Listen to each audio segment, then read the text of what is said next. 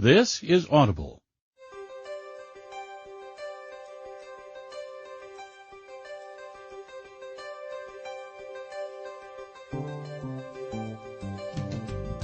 Rich Dad on Brilliance Audio presents the unabridged recording of Rich Dad, Poor Dad. What the rich teach their kids about money that the poor and middle class do not. By Robert T. Kiyosaki. Performed by Tim Wheeler. To parents everywhere, a child's first and most important teachers, and to all those who educate, influence, and lead by example. Acknowledgements. How does a person say thank you when there are so many people to thank?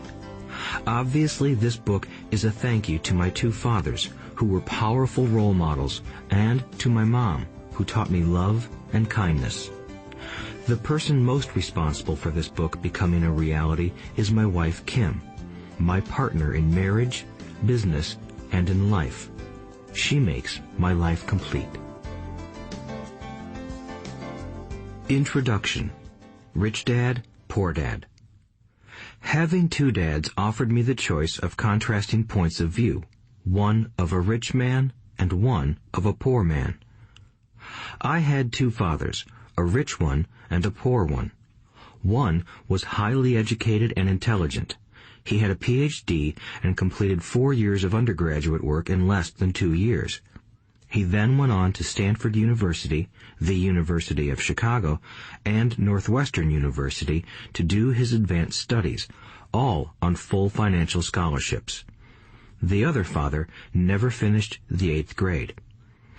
Both men were successful in their careers, working hard all their lives.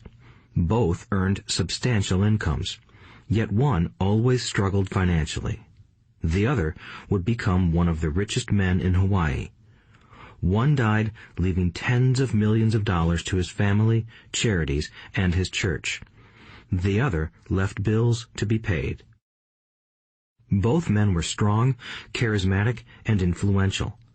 Both men offered me advice, but they did not advise the same things.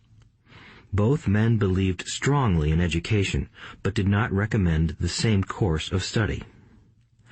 If I had had only one dad, I would have had to accept or reject his advice. Having two dads offered me the choice of contrasting points of view, one of a rich man and one of a poor man. Instead of simply accepting or rejecting one or the other, I found myself thinking more, comparing, and then choosing for myself. The problem was that the rich man was not rich yet, and the poor man was not yet poor.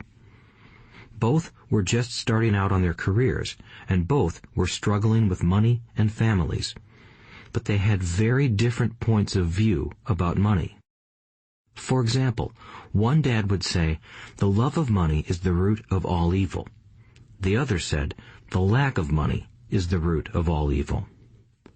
As a young boy, having two strong fathers, both influencing me, was difficult. I wanted to be a good son and listen, but the two fathers did not say the same things.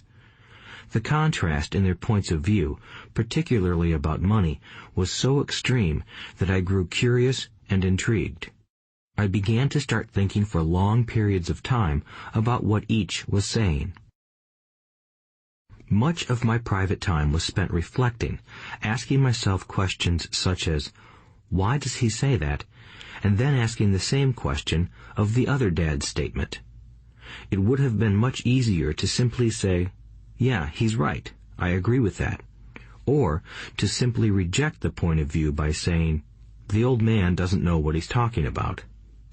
Instead, having two dads whom I loved forced me to think and ultimately choose a way of thinking for myself. As a process, choosing for myself turned out to be much more valuable in the long run than simply accepting or rejecting a single point of view. One of the reasons the rich get richer, the poor get poorer, and the middle class struggles in debt is that the subject of money is taught at home, not in school. Most of us learn about money from our parents, so what can poor parents tell their child about money? They simply say, stay in school and study hard.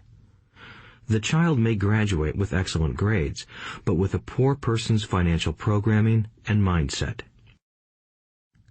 Sadly, money is not taught in schools. Schools focus on scholastic and professional skills, but not on financial skills. This explains how smart bankers, doctors, and accountants who earned excellent grades may struggle financially all of their lives. Our staggering national debt is due in large part to highly educated politicians and government officials making financial decisions with little or no training in the subject of money. Today, I often wonder what will soon happen when we have millions of people who need financial and medical assistance. They will be dependent upon their families or the government for financial support. What will happen when Medicare and Social Security run out of money? How will a nation survive if teaching children about money continues to be left to parents, most of whom will be, or already are, poor? Because I had two influential fathers, I learned from both of them. I had to think about each dad's advice, and in doing so, I gained valuable insight into the power and effect of one's thoughts on one's life. For example, one dad had a habit of saying, "I can't afford it." The other dad forbade those words to be used. He insisted I ask, "How can I afford it?" One is a statement, and the other is a question. One lets you off the hook, and the other forces you to think. My soon-to-be rich dad would explain that by automatically saying the words, "I can't afford it," your brain stops working. By asking the question, "How can I afford it?" your brain is put to work. He did not mean that you should buy everything you want. He was fanatical about exercising your mind, the most powerful computer in the world. He'd say, "My brain gets stronger every day because I exercise it. The stronger it gets, the more money I can make." He believed that automatically saying, "I can't afford it," was a sign of mental laziness. Although both dads worked hard, I noticed that one dad had a habit of putting his brain to sleep when it came to finances, and the other had a habit of exercising his brain. The long-term result was that one dad grew stronger financially, and the other grew weaker. It is not much different from a person who goes to the gym to exercise on a regular basis versus someone who sits on the couch watching television. Proper physical exercise increases your chances for health, and proper mental exercise increases your chances for wealth. My two dads had opposing attitudes, and that affected the way they thought. One dad thought that the rich should pay more in taxes to take care of those less fortunate. The other said, taxes punish those who produce and reward those who don't produce. One dad recommended, study hard so you can find a good company to work for. The other recommended, study hard so you can find a good company to buy.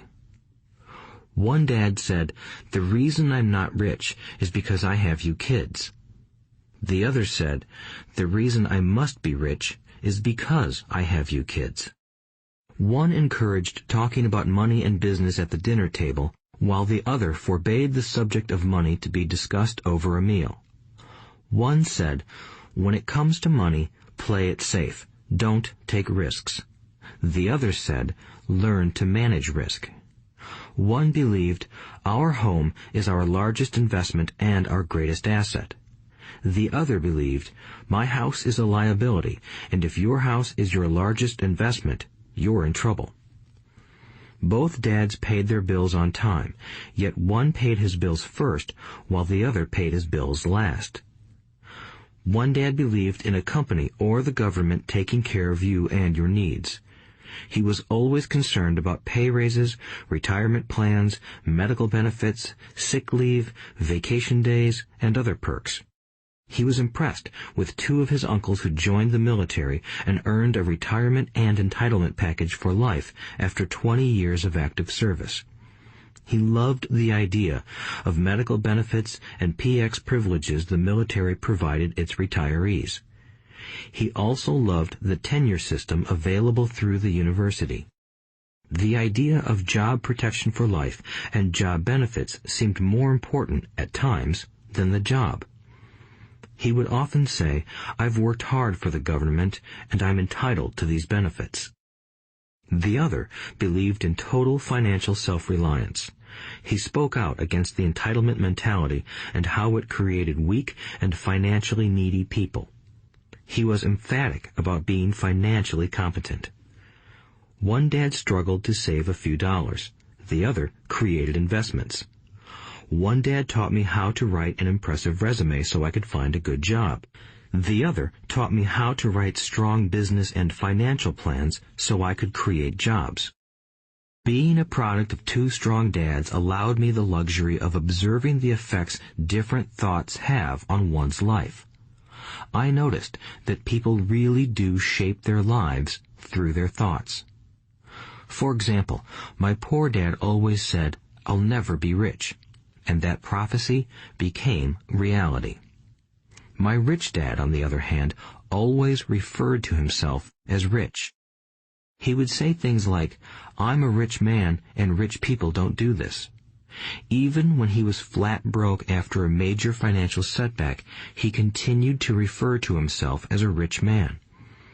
He would cover himself by saying, "There is a difference between being poor and being broke. Broke is temporary. Poor is eternal." My poor dad would say, "I'm not interested in money," or "money doesn't matter." My rich dad always said, "Money is power." The power of our thoughts may never be measured or appreciated, but it became obvious to me as a young boy that it was important to be aware of my thoughts and how I expressed myself. I noticed that my poor dad was poor, not because of the amount of money he earned, which was significant, but because of his thoughts and actions. As a young boy having two fathers, I became acutely aware of being careful about which thoughts I chose to adopt as my own. Should I listen to my rich dad or to my poor dad? Although both men had tremendous respect for education and learning, they disagreed about what they thought was important to learn. One wanted me to study hard, earn a degree, and get a good job to earn money. He wanted me to study to become a professional, an attorney or an accountant, and to go to business school for my MBA. The other encouraged me to study to be rich, to understand how money works, and to learn how to have it work for me. "I don't work for money" were words he would repeat over and over. "Money works for me." At the age of 9, I decided to listen to and learn from my rich dad about money. In doing so, I chose not to listen to my poor dad, even though he was the one with all the college degrees. A lesson from Robert Frost. Robert Frost is my favorite poet. Although I love many of his poems, my favorite is "The Road Not Taken." I use its lesson almost daily. The Road Not Taken. Two roads diverged in a yellow wood, and sorry I could not travel both. And be one traveler long I stood, and looked down one as far as I could, to where it bent in the undergrowth, then took the other as just as fair, and having perhaps the better claim, because it was grassy and wanted wear. Though as for that the passing there had worn them really about the same, and both that morning equally lay in leaves no step had trodden black. Oh, I kept the first for another day, yet knowing how way leads on to way, I doubted if I should ever come back. I shall be telling this with a sigh, somewhere ages and ages hence. Two roads diverged in a wood, and I took the one less traveled by, and that has made all the difference. And that has made all the difference. Over the years, I have often reflected upon Robert Frost's poem. Choosing not to listen to my highly educated dad's advice and attitude about money was a painful decision, but it was a decision that shaped the rest of my life. Once I made up my mind about whom to listen to, my education about money began. My rich dad taught me over a period of 30 years until I was 39 years old. He stopped once he realized that I knew and fully understood what he had been trying to drum into my often thick skull. Money is one form of power, but what is more powerful is financial education. Money comes and goes, but if you have the education about how money works, you gain power over it and can begin building wealth. The reason positive thinking alone does not work is because most people went to school and never learned how money works, so they spend their lives working for money. Because I was only 9 years old when I started, the lessons my rich dad taught me were simple. And when it was all said and done, there were only 6 main lessons, repeated over 30 years. This audiobook is about those 6 lessons, put as simply as possible, just as simply as my rich dad put forth those lessons to me. The lessons are meant not to be answers, but guideposts that will assist you and your children to grow wealthier no matter what happens in a world of increasing change and uncertainty. Chapter 1. Lesson 1. The rich don't work for money. The poor and the middle class work for money. The rich have money work for them. Dad, can you tell me how to get rich? My dad put down the evening paper. Why do you want to get rich, son? Because today Jimmy's mom drove up in their new Cadillac and they were going to their beach house for the weekend. He took 3 of his friends, but Mike and I weren't invited. They told us we weren't invited because we were poor kids. They did? My dad asked incredulously. Yeah, they did, I replied in a hurt tone. My dad silently shook his head, pushed his glasses up the bridge of his nose, and went back to reading the paper. I stood waiting for an answer. The year was 1956. I was 9 years old. By some twist of fate, I attended the same public school where the rich people sent their kids. We were primarily a sugar plantation town. The managers of the plantation and the other affluent people, such as doctors, business owners, and bankers, sent their children to this elementary school. After grade 6, their children were generally sent off to private schools. Because my family lived on one side of the street, I went to this school. Had I lived on the other side of the street, I would have gone to a different school with kids from families more like mine. After grade 6, these kids and I would go on to the public intermediate and high school. There was no private school for them or for me. My dad finally put down the paper. I could tell he was thinking. Well, son, he began slowly, if you want to be rich, you have to learn to make money. How do I make money? I asked. Well, use your head, son, he said, smiling. Even then, I knew that really meant, that's all I'm going to tell you, or, I don't know the answer, so don't embarrass me. A partnership is formed. The next morning, I told my best friend, Mike, what my dad had said. As best as I could tell, Mike and I were the only poor kids in this school. Mike was also in this school by a twist of fate. Someone had drawn a jog in the line for the school district, and we wound up in school with the rich kids. We weren't really poor, but we felt as if we were because all the other boys had new baseball gloves, new bicycles, new everything. Mom and Dad provided us with the basics, like food and shelter and clothes, but that was about it. My dad used to say, if you want something, work for it. We wanted things, but there was not much work available for 9-year-old boys. So what do we do to make money? Mike asked. I don't know, I said, but do you want to be my partner? He agreed, and so on that Saturday morning, Mike became my first business partner. We spent all morning coming up with ideas on how to make money. Occasionally, we talked about all the cool guys at Jimmy's beach house having fun. It hurt a little, but that hurt was good, because it inspired us to keep thinking of a way to make money.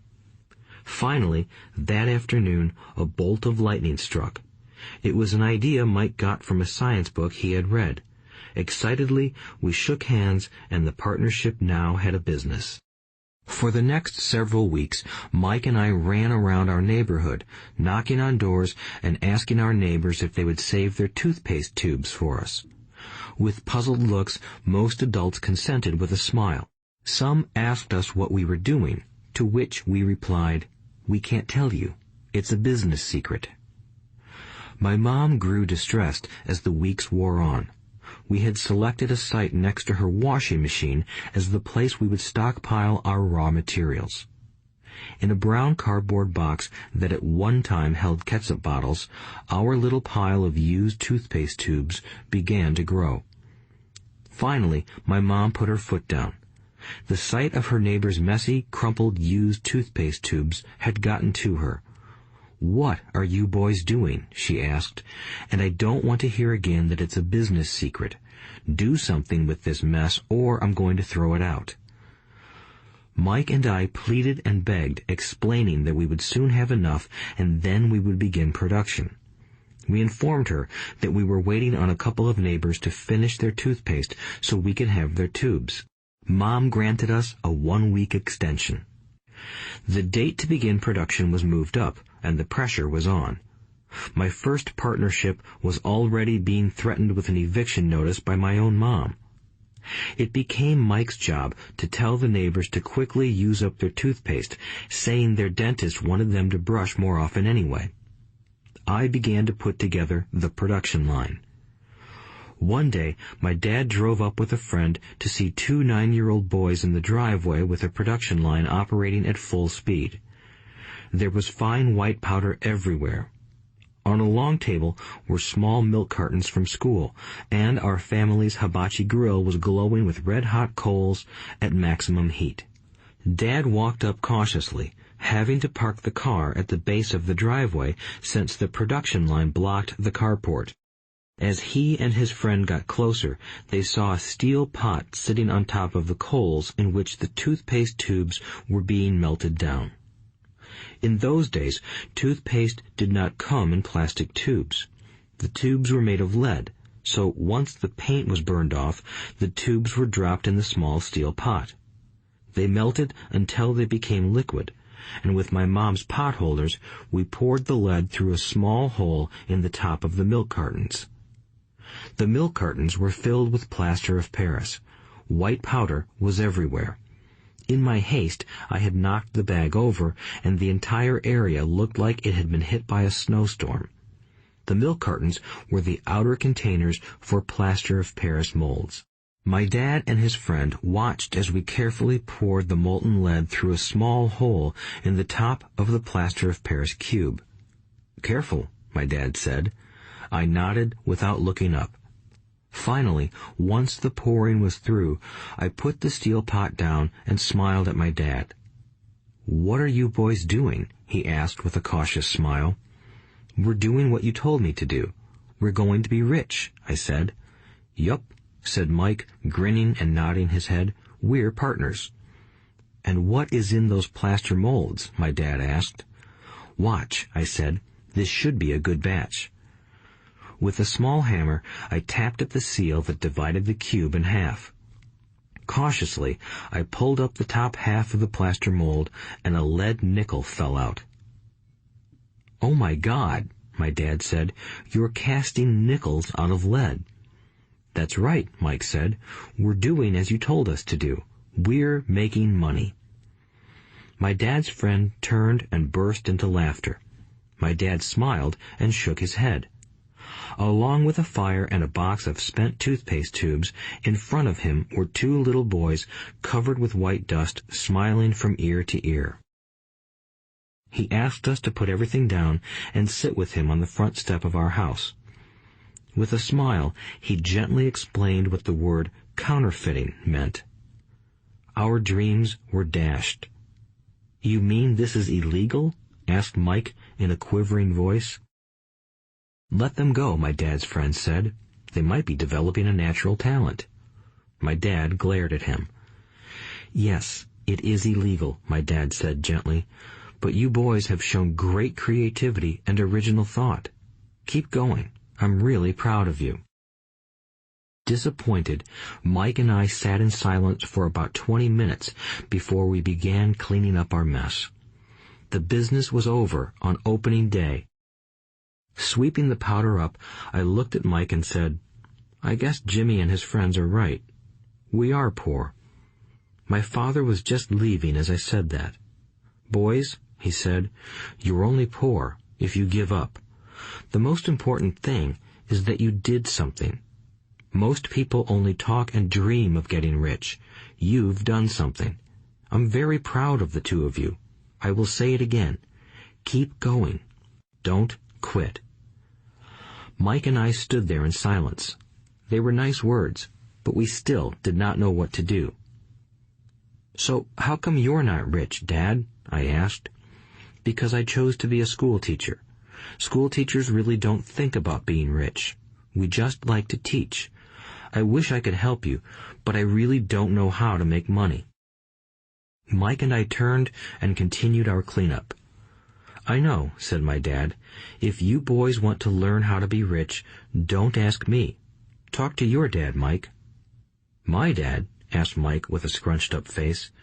"Yeah, your dad," repeated my dad with a smile. "Your dad and I have the same banker, and he raves about your father. He's told me several times that your father is brilliant when it comes to making money." "My dad?" Mike asked again in disbelief. "Then how come we don't have a nice car and a nice house like the rich kids at school?" "A nice car and a nice house don't necessarily mean you're rich or you know how to make money," my dad replied. "Jimmy's dad works for the sugar plantation. He's not much different from me. He works for a company, and I work for the government. The company buys the car for him. The sugar company is in financial trouble, and Jimmy's dad may soon have nothing. Your dad is different, Mike. He seems to be building an empire, and I suspect in a few years he will be a very rich man." With that, Mike and I got excited again. With new vigor, we began cleaning up the mess caused by our now defunct first business. As we were cleaning, we made plans for how and when to talk to Mike's dad. The problem was that Mike's dad worked long hours and often did not come home until late. His father owned warehouses, a construction company, a chain of stores, and 3 restaurants. It was the restaurants that kept him out late. Mike caught the bus home after we had finished cleaning up. He was going to talk to his dad when he got home that night and ask him if he would teach us how to become rich. Mike promised to call as soon as he had talked to his dad, even if it was late. The phone rang at 8:30 p.m. "Okay," I said, "next Saturday."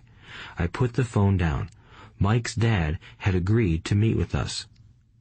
On Saturday, I caught the 7:30 a.m. bus to the poor side of town. The lessons begin. Mike and I met with his dad that morning at 8 o'clock. He was already busy, having been at work for more than an hour. His construction supervisor was just leaving in his pickup truck as I walked up to his simple, small, and tidy home. Mike met me at the door. "Dad's on the phone, and he said to wait on the back porch," Mike said as he opened the door. The old wooden floor creaked as I stepped across the threshold of the aging house. There was a cheap mat just inside the door. The mat was there to hide the years of wear from countless footsteps that the floor had supported. Although clean, it needed to be replaced. I felt claustrophobic as I entered the narrow living room that was filled with old, musty, overstuffed furniture that today would be collector's items. Sitting on the couch were 2 women, both a little older than my mom. Across from the women sat a man in workman's clothes. He wore khaki slacks and a khaki shirt, neatly pressed but without starch, and polished work boots. He was about 10 years older than my dad.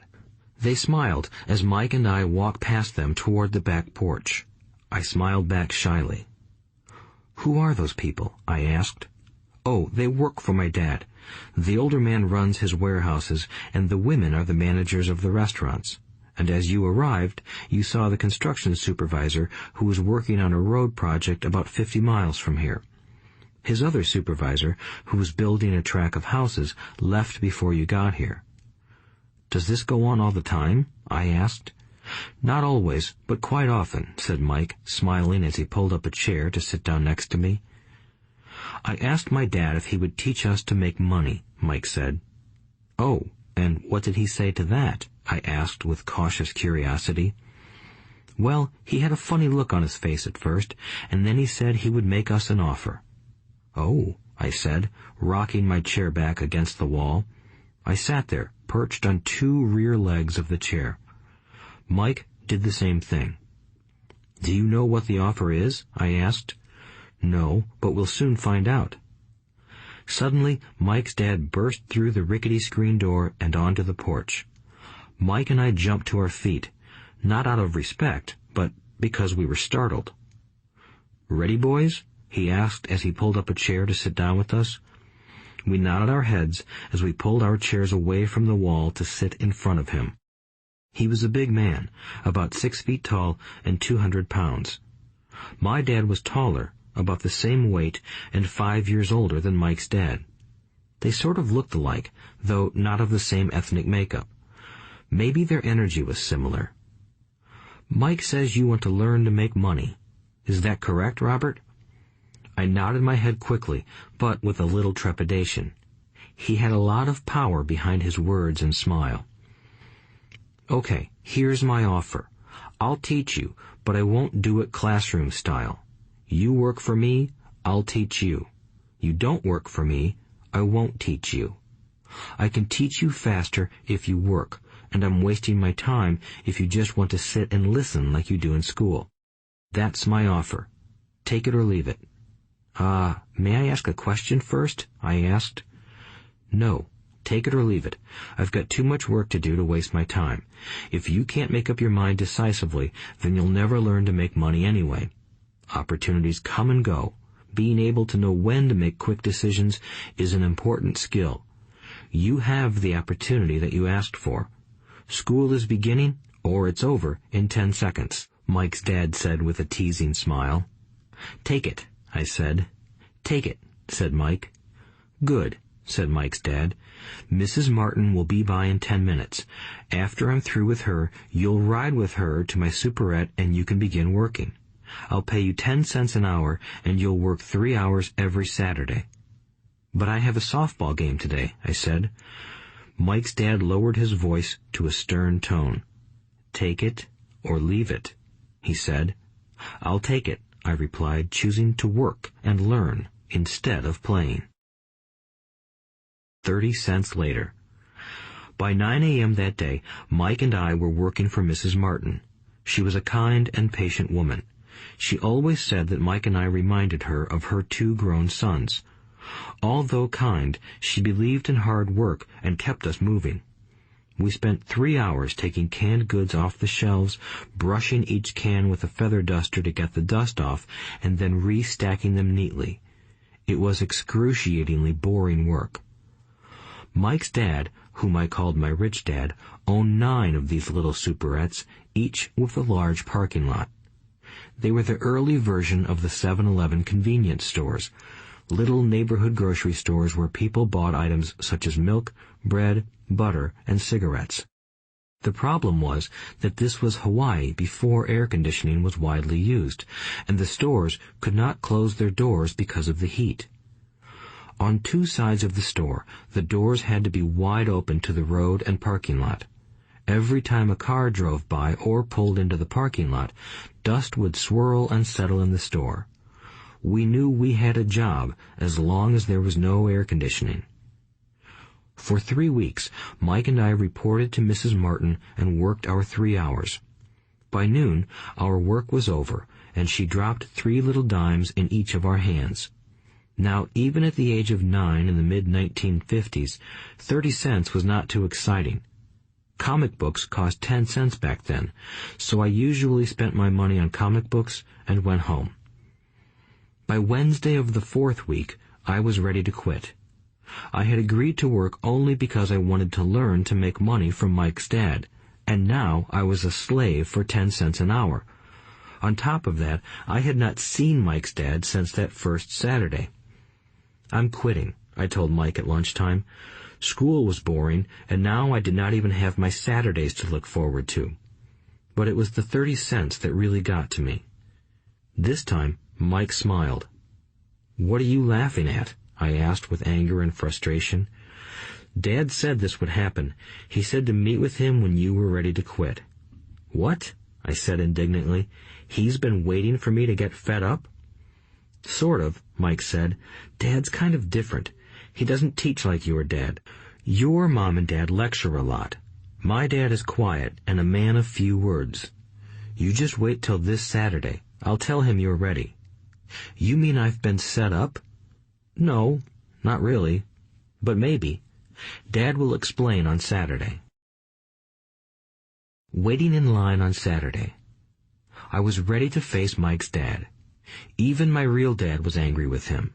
My real dad, the one I called the poor one, thought that my rich dad was violating child labor laws and should be investigated. My educated poor dad told me to demand what I deserve, at least 25 cents an hour. My poor dad told me that if I did not get a raise, I was to quit immediately. "You don't need that damn job anyway," said my poor dad with indignation. At 8 o'clock Saturday morning, I walked through the door of Mike's house when Mike's dad opened it. "Take a seat and wait in line," he said as I entered. He turned and disappeared into his little office next to a bedroom. I looked around the room and didn't see Mike anywhere. Feeling awkward, I cautiously sat down next to the same 2 women who were there 4 weeks earlier. They smiled and slid down the couch to make room for me. 45 minutes went by, and I was steaming. The 2 women had met with him and left 30 minutes earlier. An older gentleman was in there for 20 minutes and was also gone. The house was empty, and here I sat in a musty, dark living room on a beautiful, sunny Hawaiian day, waiting to talk to a cheapskate who exploited children. I could hear him rustling around the office, talking on the phone, and ignoring me. I was ready to walk out, but for some reason I stayed. Finally, 15 minutes later, at exactly 9 o'clock, Rich Dad walked out of his office, said nothing, and signaled with his hand for me to enter. "I understand you want a raise or you're going to quit," Rich Dad said as he swiveled in his office chair. "Well, you're not keeping your end of the bargain," I blurted out, nearly in tears. It was really frightening for me to confront a grown-up. "You said that you would teach me if I worked for you. Well, I've worked for you. I've worked hard. I've given up my baseball games to work for you, but you haven't kept your word, and you haven't taught me anything. You are a crook like everyone in town thinks you are. You're greedy. You want all the money and don't take care of your employees. You made me wait and don't show me any respect. I'm only a little boy, but I deserve to be treated better." Rich Dad rocked back in his swivel chair, hands up to his chin, and stared at me. "Not bad," he said. "In less than a month, you sound like most of my employees." "What?" I asked. Not understanding what he was saying, I continued with my grievance. "I thought you were going to keep your end of the bargain and teach me. Instead, you want to torture me? That's cruel. That's really cruel." "I am teaching you," Rich Dad said quietly. "What have you taught me? Nothing," I said angrily. "You haven't even talked to me once since I agreed to work for peanuts. 10 cents an hour. Ha! I should notify the government about you. We have child labor laws, you know. My dad works for the government, you know." "Wow," said Rich Dad. "Now you sound just like most of the people who used to work for me.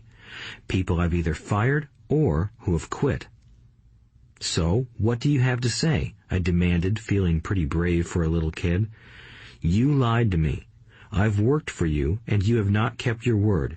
You haven't taught me anything." "How do you know that I've not taught you anything?" asked Rich Dad calmly. "Well, you've never talked to me. I've worked for 3 weeks, and you have not taught me anything," I said with a pout. "Does teaching mean talking or a lecture?" Rich Dad asked. "Well, yes," I replied. "That's how they teach you in school," he said, smiling. But that is not how life teaches you, and I would say that life is the best teacher of all. Most of the time, life does not talk to you. It just sort of pushes you around. Each push is life saying, "Wake up. There's something I want you to learn." What is this man talking about? I asked myself silently. Life pushing me around was life talking to me? Now I knew I had to quit my job. I was talking to someone who needed to be locked up. If you learn life's lessons, you will do well. If not, life will just continue to push you around. People do two things. Some just let life push them around. Others get angry and push back. But they push back against their boss, or their job, or their husband or wife. They do not know it's life that's pushing. I had no idea what he was talking about. Life pushes all of us around. Some people give up and others fight. A few learn the lesson and move on. They welcome life pushing them around. To these few people, it means they need and want to learn something. They learn and move on. Most quit, and a few, like you, fight. Rich Dad stood and shut the creaky old wooden window that needed repair. If you learn this lesson, you will grow into a wise, wealthy, and happy young man. If you don't, you will spend your life blaming a job, low pay, or your boss for your problems. You'll live life always hoping for that big break that will solve all your money problems. Rich Dad looked over at me to see if I was still listening. His eyes met mine. We stared at each other, communicating through our eyes. Finally, I looked away once I had absorbed his message. I knew he was right. I was blaming him, and I did ask to learn. I was fighting. Rich Dad continued, "Or, if you are the kind of person who has no guts, you just give up every time life pushes you. If you are that kind of person, you'll live all your life playing it safe, doing the right things, saving yourself for some event that never happens. Then you die a boring old man. You'll have lots of friends who really like you because you were such a nice, hard-working guy. But the truth is that you let life push you into submission. Deep down, you were terrified of taking risks. You really wanted to win, but the fear of losing was greater than the excitement of winning. Deep inside, you and only you will know you didn't go for it. You chose to play it safe." Our eyes met again. "You've been pushing me around?" I asked. "Some people might say that," smiled Rich Dad. "I would say that I just gave you a taste of life." "What taste of life?" I asked, still angry, but now curious and ready to learn. "You boys are the first people that have ever asked me to teach them how to make money.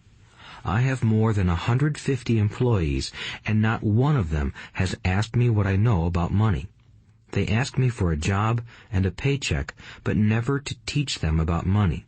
So most will spend the best years of their lives working for money, not really understanding what it is they are working for." I sat there listening intently. "So when Mike told me you wanted to learn how to make money, I decided to design a course that mirrored real life. I could talk until I was blue in the face, but you wouldn't hear a thing. So I decided to let life push you around a bit so you could hear me. That's why I only paid you 10 cents. "So what is the lesson I learned from working for only 10 cents an hour?" I asked. "That you're cheap and exploit your workers?" Rich Dad rocked back and laughed heartily. Finally he said, "You'd best change your point of view. Stop blaming me and thinking I'm the problem. If you think I'm the problem, then you have to change me. If you realize that you're the problem, then you can change yourself, learn something, and grow wiser. Most people want everyone else in the world to change but themselves. Let me tell you, it's easier to change yourself than everyone else." "I don't understand," I said. "Don't blame me for your problems," Rich Dad said, growing impatient. "But you only pay me 10 cents. "So what are you learning?" Rich Dad asked, smiling. "That you're cheap," I said with a sly grin. "See, you think I'm the problem," said Rich Dad. "But you are." "Well, keep that attitude and you'll learn nothing. Keep the attitude that I'm the problem, and what choices do you have?" "Well, if you don't pay me more or show me more respect and teach me, I'll quit." "Well put," Rich Dad said, "and that's exactly what most people do. They quit and go looking for another job, a better opportunity and higher pay, actually thinking that this will solve the problem. In most cases, it won't." "So what should I do?" I asked. "Just take this measly 10 cents an hour and smile?" Rich Dad smiled. "That's what the other people do. But that's all they do, waiting for a raise, thinking that more money will solve their problems. Most just accept it, and some take a second job working harder, but again, accepting a small paycheck." I sat staring at the floor, beginning to understand the lesson Rich Dad was presenting. I could sense it was a taste of life. Finally, I looked up and asked, "So what will solve the problem?" "This," he said, leaning forward in his chair and tapping me gently on the head. "This stuff between your ears." It was at that moment that Rich Dad shared the pivotal point of view that separated him from his employees and my poor dad, and led him to eventually become one of the richest men in Hawaii, while my highly educated but poor dad struggled financially all his life. It was a singular point of view that made all the difference over a lifetime. Rich Dad said this point of view over and over, which I call lesson number 1. The poor and the middle class work for money. The rich have money work for them. On that bright Saturday morning, I learned a completely different point of view from what I had been taught by my poor dad. At the age of 9, I understood that both dads wanted me to learn. Both dads encouraged me to study, but not the same things. My highly educated dad recommended that I do what he did. "Son, I want you to study hard, get good grades, so you can find a safe, secure job with a big company, and make sure it has excellent benefits." My rich dad wanted me to learn how money works so I could make it work for me. These lessons I would learn through life with his guidance, not because of a classroom. My rich dad continued my first lesson. "I'm glad you got angry about working for 10 cents an hour. If you hadn't got angry and had simply accepted it, I would have to tell you that I could not teach you. You see, true learning takes energy, passion, and a burning desire. Anger is a big part of that formula, for passion is anger and love combined. When it comes to money, most people want to play it safe and feel secure, so passion does not direct them. Fear does." "So is that why they'll take jobs with low pay?" I asked. "Yes," said Rich Dad. "Some people say I exploit people because I don't pay as much as the sugar plantation or the government. I say the people exploit themselves. It's their fear, not mine." "But don't you feel you should pay them more?" I asked. "I don't have to. And besides, more money will not solve their problems. Just look at your dad. He makes a lot of money, and he still can't pay his bills. Most people, given more money, only get into more debt." "So that's why the 10 cents an hour," I said, smiling. "It's part of the lesson." "That's right," smiled Rich Dad. "You see, your dad went to school and got an excellent education so he could get a high-paying job. But he still has money problems because he never learned anything about money in school. On top of that, he believes in working for money." "And you don't?" I asked. "No, not really," said Rich Dad. "If you want to learn to work for money, then stay in school. That is a great place to learn to do that. But if you want to learn how to have money work for you, then I will teach you that. But only if you want to learn." "Wouldn't everyone want to learn that?" I asked. "No," said Rich Dad, "simply because it's easier to learn to work for money, especially if fear is your primary emotion when the subject of money is discussed." "I don't understand," I said with a frown. "Don't worry about that for now. Just know that it's fear that keeps most people working at a job. The fear of not paying their bills, the fear of being fired, the fear of not having enough money, and the fear of starting over. That's the price of studying to learn a profession or trade and then working for money. Most people become a slave to money and then get angry at their boss. Learning to have money work for you is a completely different course of study?" I asked. "Absolutely," Rich Dad answered. "Absolutely." We sat in the silence on that beautiful Hawaiian Saturday morning. My friends had just started their Little League baseball game, but for some reason I was now thankful I had decided to work for 10 cents an hour. I sensed that I was about to learn something my friends wouldn't learn in school. "Ready to learn?" asked Rich Dad. "Absolutely," I said with a grin. "I have kept my promise. I've been teaching you from afar," my Rich Dad said. "At 9 years old, you've gotten a taste of what it feels like to work for money. Just multiply your last month by 50 years, and you will have an idea of what most people spend their life doing." "I don't understand," I said. "How did you feel waiting in line to see me, once to get hired and once to ask for more money?" "Terrible," I said. "If you choose to work for money, that is what life will be like," said Rich Dad. "And how did you feel when Mrs. Martin dropped 3 dimes in your hand for 3 hours of work?" "I felt like it wasn't enough. It seemed like nothing. I was disappointed," I said. "And that is how most employees feel when they look at their paychecks, especially after all the tax and other deductions are taken out. At least you got 100%. "You mean most workers don't get paid everything?" I asked with amazement. "Heavens no," said Rich Dad. "The government always takes its share first." "How do they do that?" I asked. "Taxes," said Rich Dad. "You're taxed when you earn. You're taxed when you spend. You're taxed when you save. You're taxed when you die." "Why do people let the government do that to them?" "The rich don't," said Rich Dad with a smile.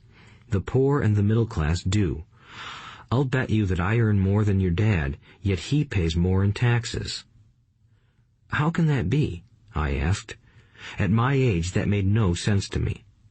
Why would someone let the government do that to them? Rich Dad rocked slowly and silently in his chair, just looking at me. "Ready to learn?" he asked. I nodded my head slowly. As I said, there is a lot to learn. Learning how to have money work for you is a lifetime study. Most people go to college for 4 years and their education ends. I already know that my study of money will continue over my lifetime, simply because the more I find out I need to know. Most people never study the subject. They go to work, get their paycheck, balance their checkbooks, and that's it. Then they wonder why they have money problems. They think that more money will solve the problem, and don't realize that it's their lack of financial education that is the problem. "So my dad has tax problems because he doesn't understand money?" I asked, confused. "Look," said Rich Dad, "taxes are just one small section on learning how to have money work for you. Today, I just wanted to find out if you still have the passion to learn about money. Most people don't. They want to go to school, learn a profession, have fun at their work, and earn lots of money. One day they wake up with big money problems, and then they can't stop working. That's the price of only knowing how to work for money instead of studying how to have money work for you." "So, do you still have the passion to learn?" asked Rich Dad. I nodded my head. "Good," said Rich Dad. "Now get back to work. This time, I will pay you nothing." "What?" I asked in amazement. "You heard me. Nothing. You will work the same 3 hours every Saturday, But this time you will not be paid 10 cents per hour. You said you wanted to learn to not work for money, so I'm not going to pay you anything." I couldn't believe what I was hearing. I've already had this conversation with Mike, and he's already working, dusting and stacking canned goods for free. You better hurry and get back there. "That's not fair," I shouted. "You've got to pay something." "You said you wanted to learn. If you don't learn this now, you'll grow up to be like the 2 women and the older man sitting in my living room, working for money and hoping I don't fire them.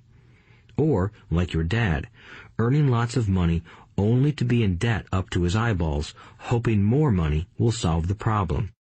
If that's what you want, I'll go back to our original deal of 10 cents an hour. Or you can do what most adults do. Complain that there is not enough pay, quit, and go looking for another job." "But what do I do?" I asked. Rich Dad tapped me on the head. "Use this," he said. "If you use it well, you will soon thank me for giving you an opportunity, and you will grow into a rich man." I stood there, still not believing what a raw deal I was handed. I came to ask for a raise, and somehow I was instead working for nothing. Rich Dad tapped me on the head again and said, "Use this. Now, get out of here and get back to work." Lesson number 1. The rich don't work for money. I didn't tell my poor dad I wasn't being paid. He wouldn't have understood, and I didn't want to try to explain something I didn't understand myself. For 3 more weeks, Mike and I worked 3 hours every Saturday for nothing. The work didn't bother me, and the routine got easier.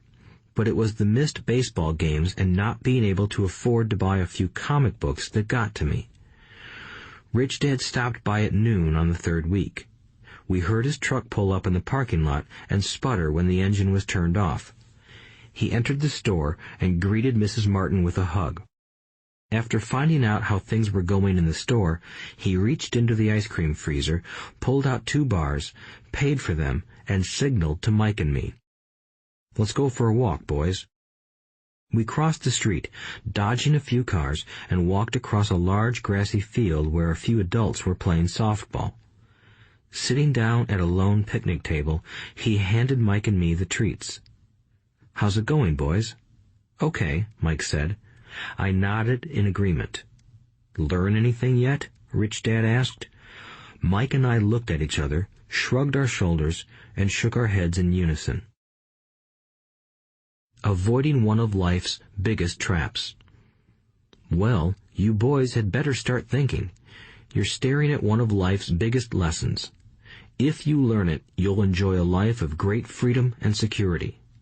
If you don't, you'll wind up like Mrs. Martin and most of the people playing softball in this park. They work very hard, for little money, clinging to the illusion of job security and looking forward to a 3-week vacation each year and maybe a skimpy pension after 45 years of service.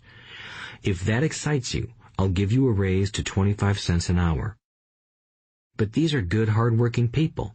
Are you making fun of them?" I demanded. A smile came over Rich Dad's face. "Mrs. Martin is like a mother to me. I would never be that cruel. I may sound unkind because I'm doing my best to point something out to the 2 of you. I want to expand your point of view so you can see something most people never have the benefit of seeing because their vision is too narrow. Most people never see the trap they are in." Mike and I sat there, uncertain of his message. He sounded cruel, yet we could sense he was trying to drive home a point. With a smile, Rich Dad said, "Doesn't that 25 cents an hour sound good? Doesn't it make your heart beat a little faster?" I shook my head no, but it really did.